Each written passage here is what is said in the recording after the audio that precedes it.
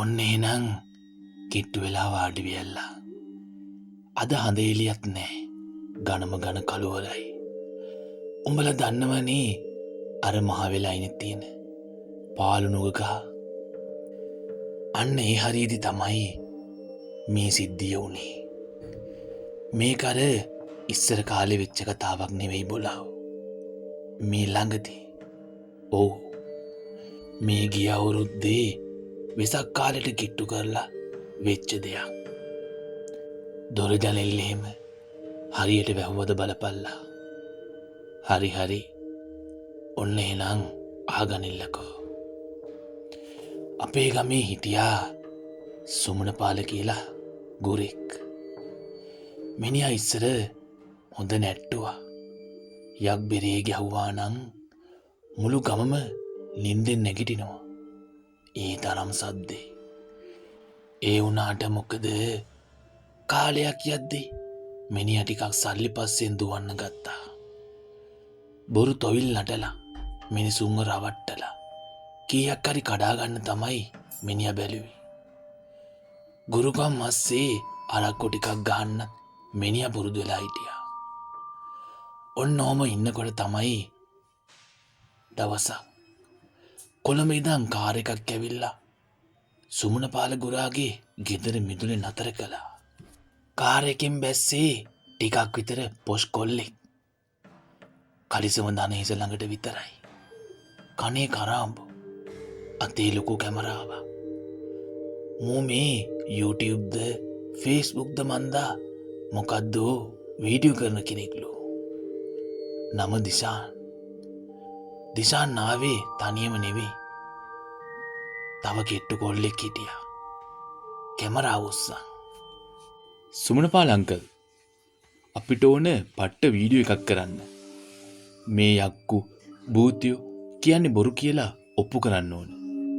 අපි ප්ලෑන් කරමු fake තොයිලයක්. Uncle යකෙක් වගේ ඇඳගෙන ඉන්න. අපි වීඩියෝ කරද්දී වෙස්මුණ ගලවලා hina වෙන්න. එතකොට අපේ ෆ්‍රෑන්ස්ලට පට්ට ආතල්. සුමනපාලට මේක ඇහුණාම ඇඟ හිරි වැටිලා ගියා. මොන වුණත් මිනිහා පරණ ගුරෙක්නේ. පොතේ යක්කෝ එක්ක සෙල්ලම් හොඳ නෑ. ගරා යකා කියන්නේ සෙල්ලම් බඩුවක් නෙවෙයි. අපි ගරා යකුට අඳිනවා තමයි. හැබැයි ඒක කරන්නේ සෙත් සාන්තියට. විහිළුවට එහෙම නෙවෙයි. ඒත් අර කොළඹ කොල්ලා අතෑරියේ නෑ.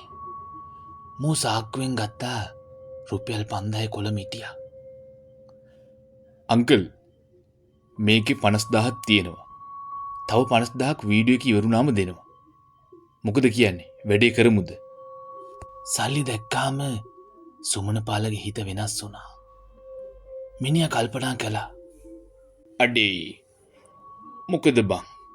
මම කොච්චර බොරු තොවිල් නටලා තියෙනවද? මේකත් එහෙම එකක් නේ. සල්ලි ටික අරන් නයි ටික බේර ගන්නත් පුළුවන්.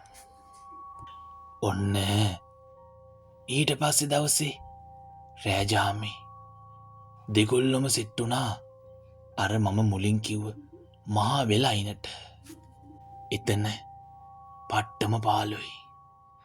කමත මැද්දේ පන්දම් පත්තු කරලා මල් යාන හදලා සුමනපාල ගුරා වැඩේට රෙඩි වුණා. මිනිහා පරණ ගරායක් මූණක් හොයාගෙන තිබුණා. හැබැයි පුතේ ඒ මූණ නිකම මූණක් නෙවෙයි. ඒක සුමනපාලගේ මුත්තා පාවිච්චි කරපු අවුරුදු 100 ගාණක් පරණ තෙල් බෙහෙත් දුම් වැදිච්ච මූණක්. ඒක පාවිච්චි නොකර පෙට්ටගමක දාලයි තිබ්බේ. දිසාන් කොල්ලා කැමරාව ඔන් කරා. Hi guys. අද අපි ඉන්නේ මහා භයානක තැනක. අද අපි බලමු මේ යක්කු ඇත්තද කියලා මූ ලොකු ටෝක්ස් දෙනවා. සුමනපාල ඇඳුම් ඇඳගෙන බෙරේ ගහගෙන සභාවට ආවා.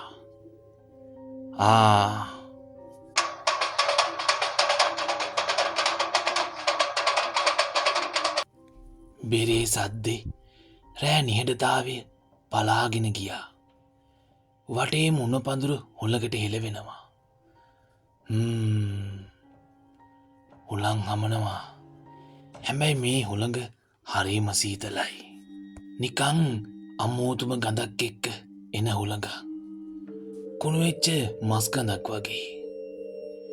සුමනපාල නටන්න පටන් ගත්තා. දිශාන් කැමරාවල්ල වටේට කැරගෙනවා. අංකල් තව ටික කයියෙන් කෑගන්න ඇක්ටින් මදි කියලා මු කෑගානවා. යකෝ යකෙක්ට කතා කරන විදිහදේ.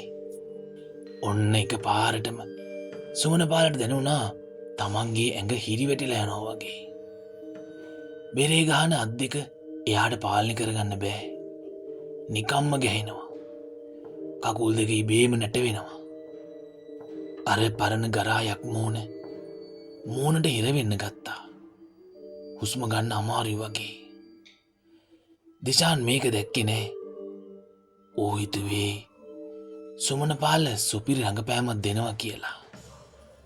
වව් බලන්න යාළුවනි අන්න එක තමයි ගැම්ම. එක පාරටම පන්දන් එළිය නිල් පාටට හුරු වෙන්න ගත්තා. වටේ තිබ්බ උණු පඳුරු වලින් සරසර ගාලා සද්දයක් එනවා. නිකං කවුදෝ දුවගෙන එනවා වගේ.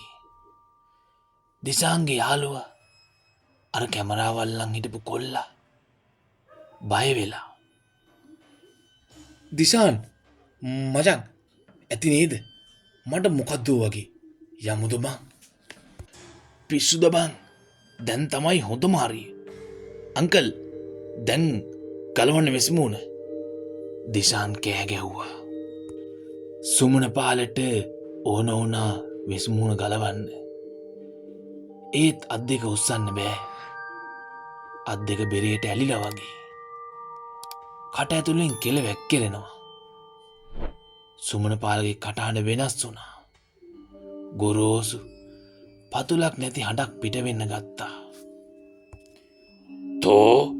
තෝ මගේ අඩවියට ඇවිත් මට අවමන් කරනවද බොලව්. දිශාන් හිනා වුණා. ෂා මරු වොයිස් එක අංකල්. ඕම යමු. එතකොටම සුමනපාල එක පාරටම නැටුම නැවැත්තුවා. බෙරේ සද්දෙ නතර වුණා. මුළු වෙලම මහා අමුතු නිශ්ශබ්දතාවයක ගිරුණා. සුමනපාල හිමීට දිශාන් දිහාට හැරුණා. ඒ ගරායක් මූණේ ඇස් දෙක නිකන් ගිනි ගන්නවා වගේ දිලිසෙනවා. දිශාන් ඒක දැක්කා. කැමරාවේ ස්ක්‍රීන් එකේ ඒ මූණ පෙන්නුවේ නිකම් ප්ලාස්ටික් මූණක් විදියට නෙවෙයි. නියම යකෙක්ගේ මූණක් වගේ. හම රැලි වැටිච්ච දත් ඉස්සරහට පැනපු ලේ පෙරෙන මූණ. අම්මට සිරි දිශාන්ට කියවුණා. එක පාරටම සුමනපාල ගුරා නෑ ගරා යකා දිශාන්ගේ ඇඟට පැන්න. මනුස්සෙක්ට පයින්න පුළුවන් දුරක් නෙවෙයි. අඩි 10ක් විතර උඩින් පැනලා දිශාන්ව බිම දාගත්තා. දිශාන්ගේ කැමරාව විසිවෙලා ගියා. අනේ අංකල් එපා අංකල් මේක ෆ්‍රෑන්ක් එකක්. දිශාන් කෑ ගැහුවා. ඒත් ඒ වෙද්දි සුමනපාලගේ ශරීරය ඇතුලේ හිටියේ වෙන කවුරු හරි. ඒ රූපේ දිශාන්ගේ පපුවටට නැගලා අර පරණ ගරායක් මූණ ගලවන්න හැදුවා. හැබැයි මූණ ගලවන්න නෙවෙයි හැදුවේ. ඌ ඒ මූණ දිශාන්ගේ මූණට තියලා තද කරන්න ගත්තා. තොට ඕන යක්කු වෙන්න නේද? එහෙනම් වරෙන් මට අලුත් බෙල්ලක් ඕන. දිශාන් දඟලනවා. කෑ ගහනවා. අර යාළුවා කැමරාව දාලා දිව්වා පණ එපා කියලා. ඌ දුවද්දි පිටිපස්සෙන් ඇහුනේ දිශාන්ගේ මරලා තෝනිය විතරයි. ඊට පස්සේ ආයෙමත් ඇහුණා බෙර සද්දයක්. හැබැයි ඒක ගැහුවේ කවුද කියලා කවුරුත් දන්නේ නැහැ. පහුවදා උදේ ගම්මු ගිහින් බලද්දි සුමනපාල ගුරා සිහිනතුව වැටිලා හිටියා වෙලායිනේ. මිනිහගේ අතපය පණ නෑ. හැබැයි දිසාන්නු පේන්න නෑ. පොලිසියෙන් ඇවිත් හෙව්වා. ගමේ කොල්ලො හෙව්වා. අන්තිමට හම්බුනේ දවස් 2කට පස්සේ. දිසාන්ව හම්බුනේ අර ලොකු නුග ගහ උඩ අත්තක රෙදිපටියකින් එල්ලිලා ඉද්දී. හැබැයි පුතේ එදා දැකපු දේ නිසා තාමත් සමහරු රැට එතනින් යන්නේ නෑ. දිසාන්ගේ මූණ තිබ්බේ නෑ. ඒ වෙනුවට එයාගේ මූණේ හම ගැලවිලා ගිහින්. හරියට අර ගරායකාගේ මූණේ හැඩයට මස් වැදලි එල්ලිලා තිබ්බා. කට ඇරිලා තිබ්බේ අර ගරායක් මූණේ කට වගේමයි. දත් ටික ඔක්කොම එළියට පැනලා මැරිලා හිටියත් ඒ ඇස් දෙකේ තිබ්බේ පුදුම බයක්. සුමන පාලට සිහි ආවට කවදාවත් ආයෙ කතා කරන්න බැරි වුණා. මිනිහා තාමත් ගෙදර පිරිකන්නට වෙලා ඔහේ බලාගෙන ඉන්නවා. හැබැයි රෑට මිනිහා අමෝදු සද්දයක් නගනවා. හරියට ගරායක්කු නටද්දී කියන කවි වගේ. අන්න බලන්නෝ ගරායකුගේ අලුත් බිල්ල බලන්නෝ. ඒ හින්ද ළමයිනේ මතක තියාගනිල්ලා. මේ රටේ සමහර දේවල් තියෙනවා විහිළුවට ගන්න හොඳ නැති. ෆේස්බුක් එකේ ලයික් ටිකක් ගන්න ගිහින් ජීවිතේ පූජා කරන්න එපා.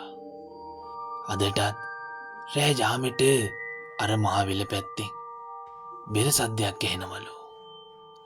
සමහරු කියනවා ඒ දිසාන් කියලා. තාමත් ගරායකාට නටනවලු. හරි දැන් යමල්ලා ගෙවල් වලට තනියම යන්න බය නම් පන්දම පත්තු කරන් යමල්ලා. බුදු සරණයි කොල්ලනේ.